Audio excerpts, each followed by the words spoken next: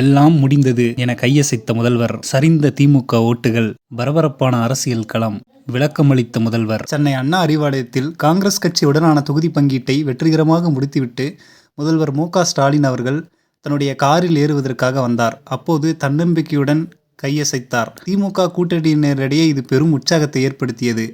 இந்த ஒப்பந்தத்தின்படி காங்கிரஸ் கட்சிக்கு 28 தொகுதிகள் ஒப்படைக்கப்பட்டன. மேலும் கூட்டணியை வலுப்படுத்தும் நோக்கத்தில் கூடுதலாக ஒரு தொகுதியும் வழங்கப்பட்டுள்ளது. இந்த தொகுதி பங்கீடு சுமூகமாக முடிந்ததை தொடர்ந்து முதலமைச்சர் ஸ்டாலின் மிகுந்த மகிழ்ச்சியுடனும் உறுதியுடனும் காணப்பட்டார். இது தொடர்பான வீடியோ காட்சிகள் இணையதளத்தில் வைரலாகி வரும் நிலையில் திமுக தொண்டர்கள் இதனை சமூக வலைதளங்களில் கொண்டாடி வருகிறார்கள். ஆனால் இதை சில பத்திரிகையாளர்கள் முதல்வர் அவர்கள் எல்லாம் முடிந்தது என்று கையை அசைக்கிறார் அப்படின்னு சொல்லி ஒரு ட்ரெண்ட் ஆக்கிட்டாங்க.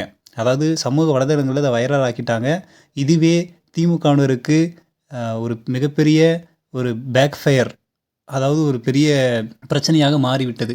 முதல்வர் அவர்கள் ஒரு தென்னாவட்டோட ஒரு திமிரோட கையை அசைச்சிட்டாரு, அவ்வளோதான் இனிமேல் முடிஞ்சு எல்லாமே அப்படிங்கிற மாதிரி என்று சமூக வலைதளங்களில் இந்த விஷயங்கள் வைரலானதை தொடர்ந்து முதல்வர் அதுக்கு விளக்கமும் அளிச்சிருக்காரு.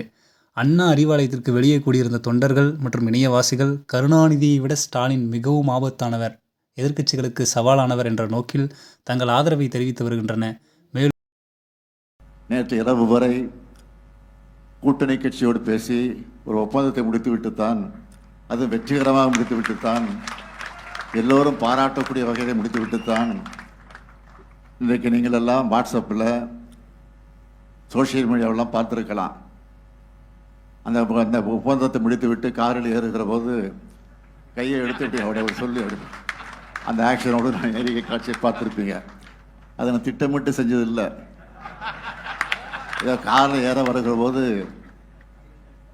அங்கே எதிரில் நின்று கொண்டு இருக்கக்கூடிய பத்திரிக்கை நம்மளாம் பார்த்து என்ன முடிஞ்சிச்சான்னு கேட்டாங்க. முடிஞ்சிருச்சுன்னு சொன்னேன், அவ்வளோதான். அது இன்றைக்கு ஒரே வைரலாகி எல்லாம் முடிஞ்சிச்சு, ஆல் ஃபினிஷ் அப்படின்னு சொல்கிற மாதிரி இன்றைக்கான காட்சிகள் எல்லாம் வெளியாகி கொண்டிருக்கிறது. அதையெல்லாம் நீங்கள் பார்த்திருப்பீர்கள். ஆகவே அந்த மகிழ்ச்சியோடு தான் வந்திருக்கிறேன். 2026 தேர்தலிலும் ஸ்டாலினே மீண்டும் முதலமைச்சராக தொடர வேண்டும் என்ற முழக்கங்களும், திமுக கூட்டணி 200க்கும் மேற்பட்ட இடங்களை கைப்பற்றும் என்ற கணிப்புகளும் தற்போதே ட்ரெண்டாக தொடங்கியுள்ளன. இருப்பினும் இந்த உற்சாகத்தை எதிர்க்கட்சிகள் கடுமையாக விமர்சித்துள்ளன.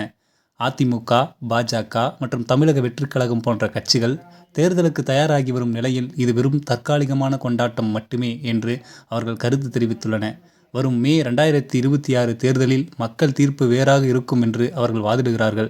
எது எப்படியாயினும் தொகுதி பங்கீட்டை விரைந்து முடித்து முதலமைச்சர் காட்டிய அந்த தன்னம்பிக்கை தேர்தல் களத்தில் திமுகவின் மேலாதிக்கத்தை பறைசாற்றுவதாக இருந்தாலும், முதல்வர் அவர்கள் ஒரு அகம்பாவத்தினுடைய கையை அசைத்திருக்கிறார் என்று மற்ற எதிர்க்கட்சிகளும் சில இணையவாசிகளும் இந்த விஷயத்தை இணையத்தில் ட்ரெண்டாக்கி வருகிறார்கள்.